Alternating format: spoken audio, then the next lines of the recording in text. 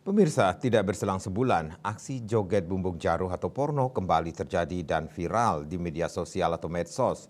Parahnya, pengibing dari joget bumbung ini diduga oknum pemangku karena menggunakan pakaian serba putih lengkap dengan udeng atau destar kepemangkuan.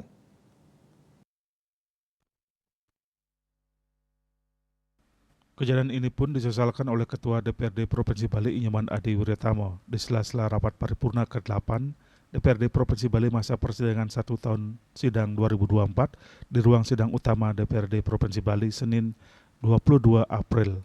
Adi Wiratamo sangat menyayangkan aksi joget bumbung porno kembali dipertontonkan, terlebih pengibingnya oknum pemangku. Ia menilai kejadian ini sangat mencederai seni pertunjukan joget bumbung yang ada di Bali. Adi Wiratamo pun meminta siapapun yang mempertontonkan aksi joget bumbung jaruh agar ditindak tegas agar ada efek jera, sehingga kejadian aksi joget jaruh tidak terus terulang. Adi Wiratamo memohon kepada masyarakat desa adat agar jangan mementaskan joget bumbung porno. PJ Gubernur Bali Sang Made Mahendra Jaya juga menyayangkan aksi joget porno yang terus terjadi di tengah masyarakat.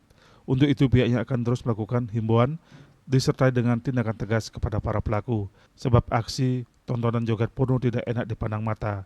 Terkait kejadian ini, Ketua PHDI Provinsi Bali Nyoman Kenak sedang menelusuri asal-usul konten viral oknum pemangku yang ngibing joget porno tersebut. Menurutnya, aksi kejanggalan karena dalam video singkat tersebut pementasan joget berlangsung di pura, bahkan tidak mendidik karena pelakunya adalah oknum seorang pemangku. Menurutnya, fungsi kontrol masyarakat dan kepala adat di wilayah setempat menjadi kunci penyelesaian fenomena joget porno tersebut.